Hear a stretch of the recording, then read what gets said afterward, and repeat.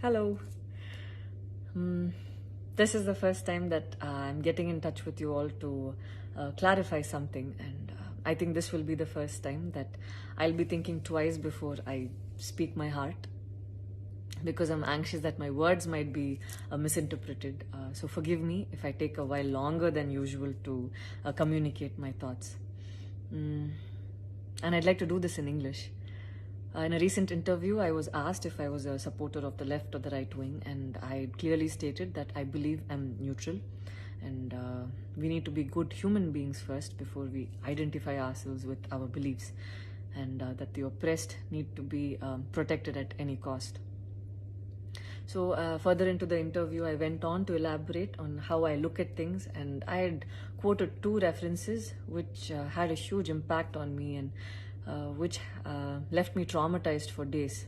In fact, after I watched the film The Kashmir Files, I had the opportunity to speak with the director, and this was 3 months ago. I remember telling him that I was disturbed seeing the plight of the people at that time, and being someone that I am, I would never belittle tragedy like the genocide and the generations of people who are still affected by it.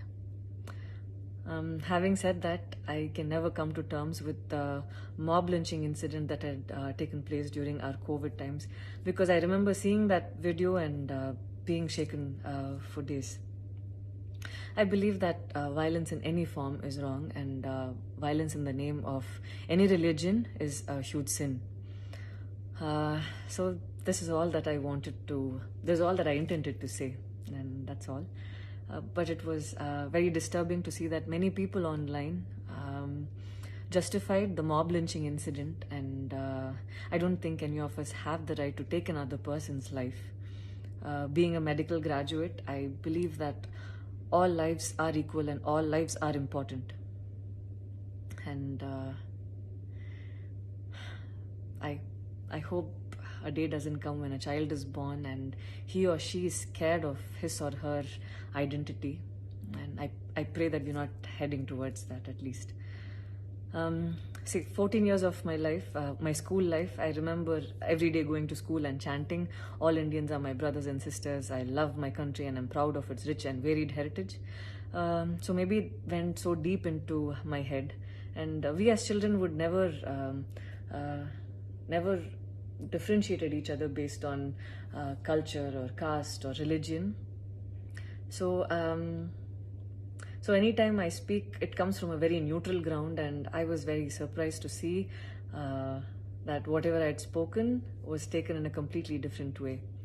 And it was also very upsetting to see that a lot of prominent personalities and websites had carried a snippet from the previous interview that I had given, even without seeing the complete interview or the genuinity behind what was said.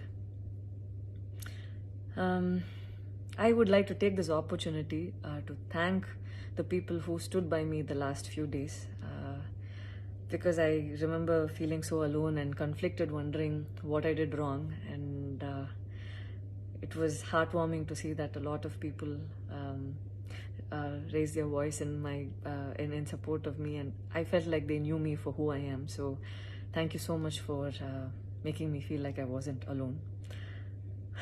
So I wish you all happiness, peace, and love. Thank you so much.